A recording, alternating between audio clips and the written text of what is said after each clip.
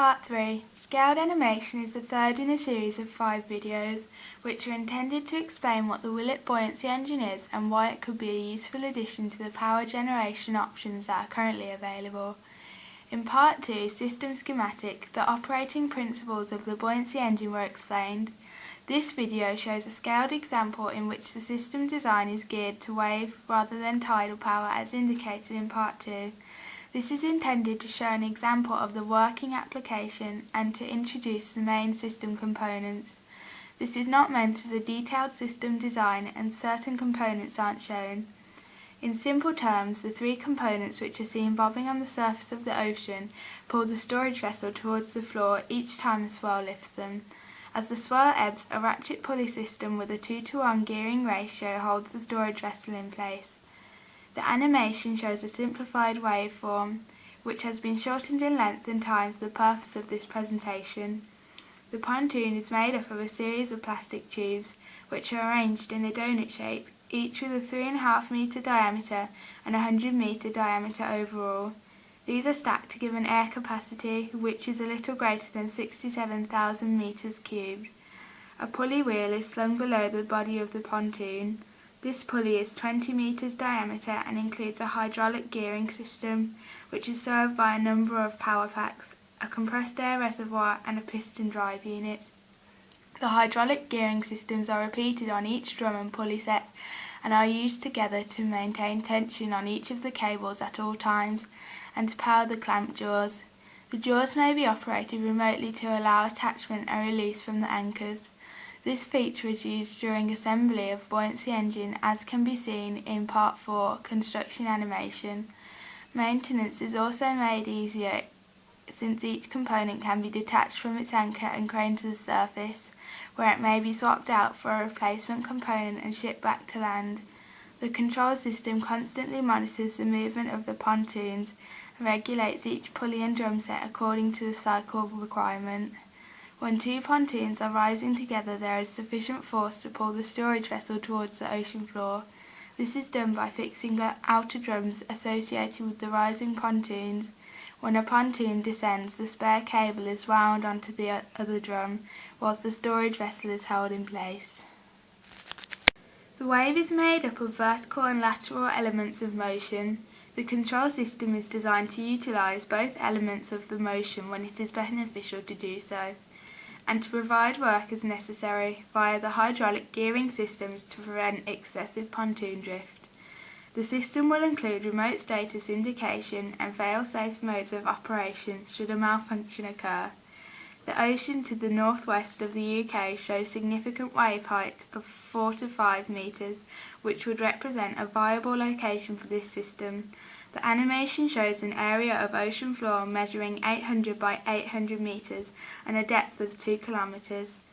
Oil rigs are typically designed to withstand the effects of 15-metre waves, despite this being a rare event. In the same way, value engineering will place limits on the wave height, in which the buoyancy engine can safely operate. Thanks to a great deal of research into wave and weather prediction, these services will provide adequate advance warning. When the operation constraint is likely to exceed, the system will enter into a hibernation mode. Here the pontoons will descend to a depth where the worst effects of the ocean are avoided. The storage vessel is seen to rise, and one by one each pontoon is pulled towards the ocean floor. Owing to a gearing ratio, the storage vessel will descend 2 metres for each metre of pontoon descent. Once the operating conditions are within operational constraints, the pontoons are used in pairs to lower the storage vessel and normal operation is resumed. The body of the storage vessel is similar to the pontoon, but the walls are thicker to cope with the crush pressure at depth. This helps to serve an extra function in that the storage vessel must remain buoyant when full of water in order to return to the surface at the end of each generation phase. The pipework header includes a sluice valve, shown in red, for each spur. When the storage vessel has reached the desired depth, it is ready for the generation phase. The sluice valves may be opened remotely to suit demand requirements. This is very useful for power operators since they must match generation and demand at all times. Availability of other renewable power generations such as wind and solar power is often less predictable, since they lack the stored energy element of the Willet buoyancy engine. When the sluice valves are opened, water rushes into the storage vessel. En route, the water passes through a turbine, which in turn drives the generator. Air within the storage vessel is allowed to compress and is used to recharge the compressed air receivers, which are mounted on each of the drum and pulley sets. This is done via a network of flexible pipework. This pipework isn't shown but connects each of the drum and pulley sets. Air is then relieved into the atmosphere to ensure maximum electricity generation. Excess pipework slack is taken on drums to take into account the travel of the storage vessel. This is a scaled-down version of the main cable drums. Above and below the storage vessel core is a mesh. This allows water to flow but prevents larger marine life being drawn through the turbine.